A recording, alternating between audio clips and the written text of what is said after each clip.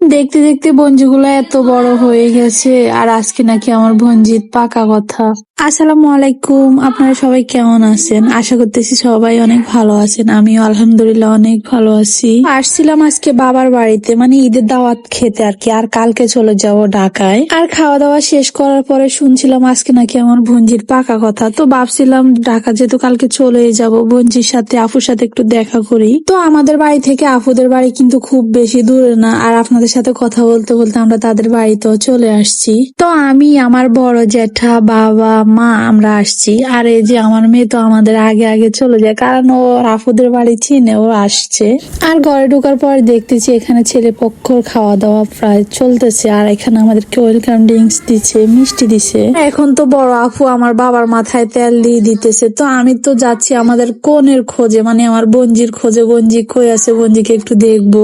তো পাশের ঘরে কিন্তু আমার বঞ্জিকে এখানে সাজানো হইতেছে। আর এটা হচ্ছে ওর বিয়ের নাকফুল। তো দেখতে আসছে পাকা কথা বলবে, কিন্তু এখন নাকি মানে বিয়েও পড়াই দিবে। তো ঈদের মেহেন্দি দেওয়া হাতে আমার বঞ্জির কিন্তু বিয়েও হয়ে গেছে। এটা কিন্তু আমার বঞ্জি ভাবেও নাই। আসলে এটা আমরা যতটা না ভাবি তার চেয়েও বেশি কিছু আমাদের জন্য অপেক্ষা করে। তো দেখতে আসার পরে বিয়ে পড়াই দেওয়া এটা কিন্তু এতটা সহজ বিষয় না। সহজ হয়েছে কারণ ছেলে পক্ষ আমাদের পরিচিত।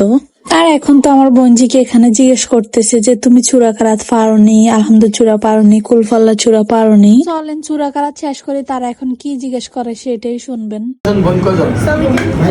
আর ভাই নেই? আপনার আব্বা কি করে? প্রবাসী। তারপর তো চূড়াকারাত শেষ করে ওনারা আমার বোনজিকে জিজ্ঞেস করতেছে যে তোমরা ভাই কজন, বোন কজন। আসলে আমার বোনজিরা ওরা দুই বোন, ওদের কিন্তু ভাই নাই।